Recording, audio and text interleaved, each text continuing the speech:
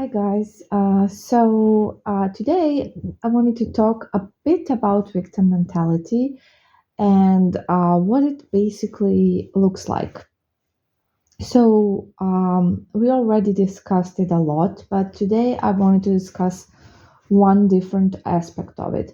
Victim mentality, people that are in victim mentality, they tend to always see themselves as victims, obviously, and it's always someone else's fault for whatever is happening to them, and they can never take responsibility. And I'm going to give some really extreme examples for this because it's just easier to learn on extreme examples. However, first of all, I do want to say that absolutely, if somebody did something wrong to you, obviously you were a victim, but you just have to take responsibility for it in terms, okay, so I did allow this person to hurt me because I did see the red flags, or I did feel anxiety, or I did feel that it was wrong for me or whatever. And sometimes, yeah, sure, we didn't even know what was coming. Sometimes we were totally thinking everything's great, and still somebody hurt us. But then again, we have to say, okay, so a bad person did something bad to me, but I'm not going to be a victim about it. I'm just going to let it go. I wanted to show you basically what people who are really deep into mentality tend to behave like. So I'm going to give you a real extreme example, and I apologize for this for everyone who is a bit I don't know, sensitive, I guess. And I am sensitive too, but I'm a Scorpio moon, so I love researching about weird stuff. So I'm gonna give you an example of the members of the Manson family. Yes. So what's interesting about them is that they were all under influence of this insane guy, Charles Manson, and he never really killed anyone as far as we know. But he did send these young people that were in his crazy cult to do it for him. And the thing is, these people are, most of them have already passed, some are still in jail. One of them has been released, I think this year or end of last year, recently, basically, from jail. A murderer, yeah. And you know all of them were later just saying one thing, that they were victims and it wasn't their fault because Charles Manson made them do it. So this is an extreme example, of course, but basically they killed people and they blame Charles Manson for making them do it, for like influencing them to do it. I mean, clearly, if a lunatic comes to you and tells you, okay, now you're gonna go and kill these people in this random house, you will refuse, right? You will not say yes, okay, I will do it, and then I'm gonna blame you for it. None of them really took a responsibility much for it. Some of them were like, yes, I did it, and there's nothing I can do about it now. But, I was influenced by Charles Manson. He made me do it. He kind of tricked me to do it, and all these things. And this is a problem with victims from narcissists. I mean, it's absolutely true. I mean, Charles Manson is a narcissist as well. So that's why I'm kind of giving you this example. It's not about cheating and lying, it's worse, way worse. But the issue with narcissists is that their victims will always be in this huge victim mentality for super long. And, that's what narcissists do to you because they're really horrible, basically. But you when you're with a narcissist, it's not like you won't after a while understand what's going on and how manipulated and gaslighted you are, and you will still stay. I mean, not everyone. I'm just saying telling a story about people in victim mentality, right? Because it's gonna be your choice, really. And of course, there's a bunch of reasons why. Because obviously, you wouldn't even get involved with narcissists if you were in the right vibration, if you didn't have certain childhood wounds that got triggered and that you don't know how to deal with, and all of this stuff. So it's basically not really your fault. It's just your programming. That's going on autopilot, and you are attracted to this type of behavior for that reason. However, after you realize what has been happening and you two break up, and I'm not directly directing this to any of you, okay, don't get me wrong, I'm just giving an example. After all of that has ended, you will be in this huge victim mentality because, I mean, yeah, they did all of this to you, but basically the thing is, you didn't have to play along. And these people that murdered people because Charles Manson told them to, they also didn't have to do it, right? And they did it anyways, because they wanted to please him, and you wanted to please the narcissist, I guess, whatever. But now, I mean, not right now, but afterwards, they were like, just blaming fully him. They were not taking any responsibility, and they were staying in victim mentality. So, they didn't go out of it. They didn't make any progress. They just stayed in victim mentality. And the reason why I'm making this audio, I know it sounds a bit, is because through my career, I've seen so many victims of narcissists that just refuse to get out of this victim mentality. It's really hard for them to get out of it and to kind of just accept, okay, this happened. I just need to deal with it and I need to move on from it. They just keep all through their lives, for years and years, just reminiscing this and feeling like victims and telling these stories. And I'm going to give you an example from a friend of mine, and she's not a client, and she's not a therapy client, nothing like that, just my friend. Who was married to a narcissist, and when she was pregnant, he cheated on her, and he actually left her for the other woman. And this was like 4 years ago, almost 4 years ago, and she's still in victim mentality, and she is still, just talking about it all the time, thinking about it all the time. She's just not getting out of the victim mentality. And she is getting therapy, but obviously it's as we know, not that effective type of therapy. So it's basically traditional therapy that she's getting. And that in that therapy, basically what she does is she just talks about it all the time, which makes her obsess about it even more.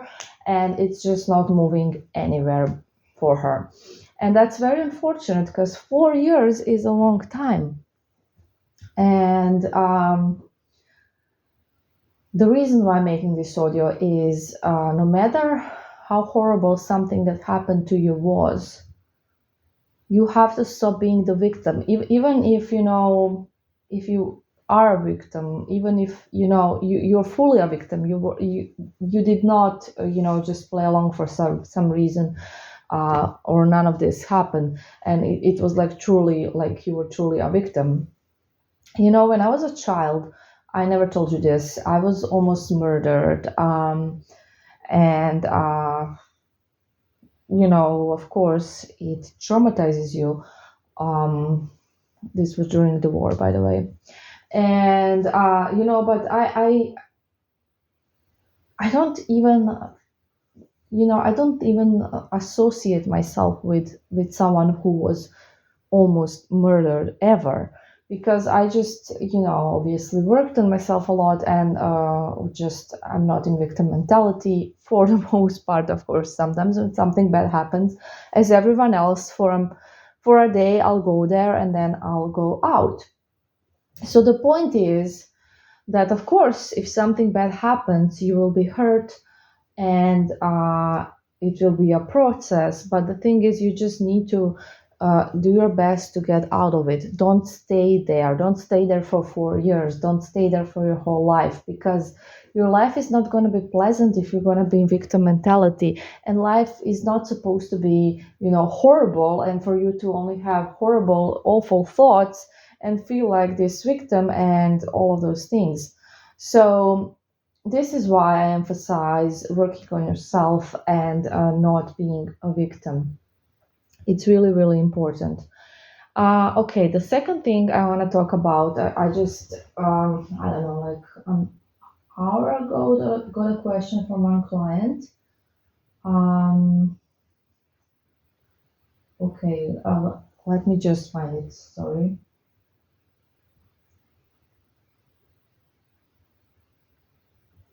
Okay, so what do I do to handle my sadness and frustration about third party? Okay, and it ruins her mood, of course.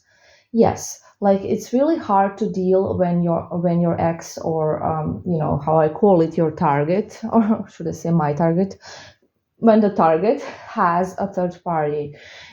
It's really, really obviously hard to handle. And we just question our worth. We compare ourselves with that person. We feel unworthy. We lose self-esteem. We get angry. We get frustrated. It's a whole range of negative emotions and negative vibrations. So how do you deal with it? How do you handle it? So the best thing to do is just like make peace with it. Like, okay, he is with this person at the moment, whatever. And you really have to kind of have a conversation with yourself. It's very important to talk to your subconscious mind. And this is why in the exercises I have for you, the vibration school, if someone doesn't know, we have a part where you are talking to your subconscious mind. And to make it more realistic and to make it more effective, you have to give your subconscious mind a name. And this is up to you what you want to name your subconscious mind. So you're going to be talking to your subconscious mind about this, like, okay, let's just accept this. It is what it is. This is the current situation.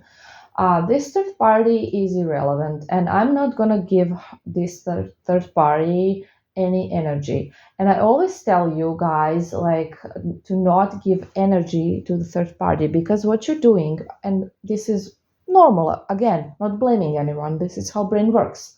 You will be focusing on this third party like crazy. So your focus will be on the third party, on how they're with third party, not with you, how they do this with them that they haven't done with you. They love them probably more, and all this stuff, right? They like them more, whatever.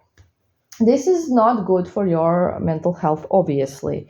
So third parties are something where you should not put your focus. So if you're trying to bring your ex back, you should only focus on yourself, as we already spoke, and eventually on the ex. Third party is something that you address like it doesn't even exist.